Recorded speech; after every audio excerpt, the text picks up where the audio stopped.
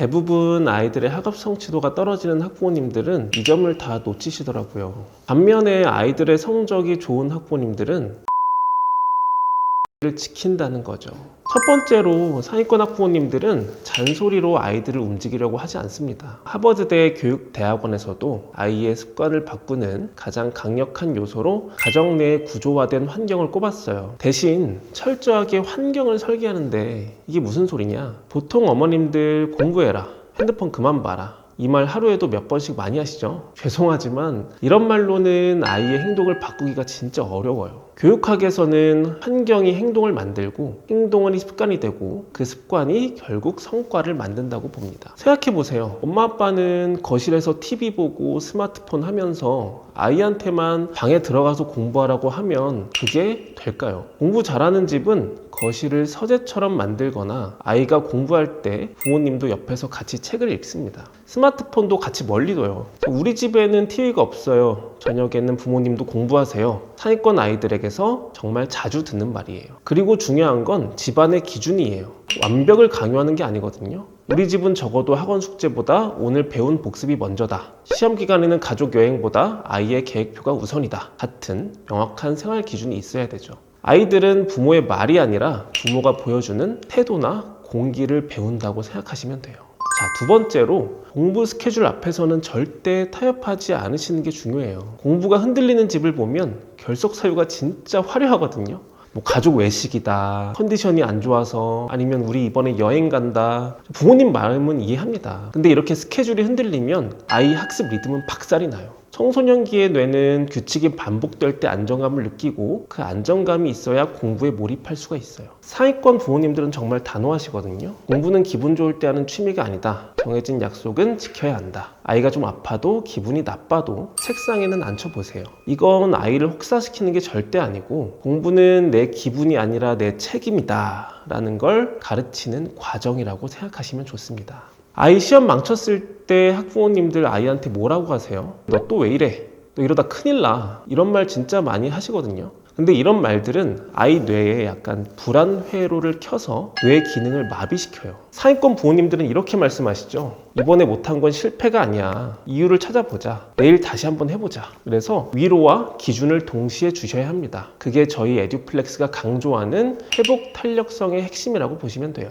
세 번째, 내 아이를 객관적으로 보셔야 하는데요. 부모님 눈에는 우리 아이가 늘 잘할 것 같고 옛날에 잘했던 기억만 나시죠? 원래 1등급이었는데 이번만 실수했다 이렇게 생각하시면 올바른 전략을 절대 짤 수가 없습니다. 국어가 3등급이잖아요? 그냥 3등급이라고 생각하셔야 돼요. 냉정하게 들리시겠지만 현재 위치를 정확히 인정해야 진짜 처방이 나올 수가 있습니다. 평소에 내가 아이에게 던지는 질문을 한번 생각해 보세요. 어떠세요? 대부분 오늘 숙제 다 했어? 몇 점이야? 몇 점 받았어? 이런 질문을 부모에게 보고하는 수동적인 학생으로 만듭니다. 그리고 아이들은 성적 조작하고 숙제 조작하고 그러죠. 공부 잘하는 집 부모님들은 이렇게 묻습니다. 오늘 배운 것 중에 뭐가 제일 어려웠어? 그 문제는 왜 틀렸어? 다음엔 어떻게 해볼까? 사실 이런 질문이 아이를 생각하는 사람, 즉 메타인지가 높은 학생으로 만들죠. 문제를 푸는 기계가 아니라 문제를 정리하고 해결하는 사고력을 가진 아이, 이게 자기주도 학습의 본질입니다. 대부분 안 그런다고 하지만 주변 엄마들이 좋다는 학원 많이들 보내시죠. 대부분 그래요. 대부분. 학원을 막 쇼핑하시듯 절대 보내지 마시고 전략적으로 활용하셔야 돼요. 옆집 엄마가 좋다고 해서 누가 거기 다닌다고 해서 우르르 보내는 거 이제 그만하셔야 합니다. 아이의 성적대는 다 다르거든요. 수학 5등급인 아이가 1등급 아이들이 다니는 대형 강의실에 앉아있으면 도대체 뭘 배울까요? 사실 그냥 들러리 서는 것밖에 더 될까요? 5등급은 개념부터 잡아주는 소수정예나 과외가 맞고 2, 3등급은 실전 문제풀이와 관리가 되는 학원이 맞습니다. 상위권 부모님들은 학원 선생님께 구체적인 요구를 하죠. 우리 아이는 계산 실수가 잦으니 그 부분을 봐주세요. 학원을 단순히 소비하는 게 아니라 내 아이의 성장을 위한 도구, 주체적으로 활용하셔야 됩니다. 그리고 가장 중요한 건 시간의 골격을 잡아주는 겁니다. 학원 뺑뺑이 돌리느라 정작 아이가 스스로 공부할 시간이 없다면 그건 공부가 아니라 노동이죠. 그래서 복습 시간, 자기주도 학습 시간, 그리고 쉬는 시간까지 하루가 물 흐르듯이 흘러가는 게 아니라 아이가 시간을 사용할 수 있게 골격을 잡아주세요.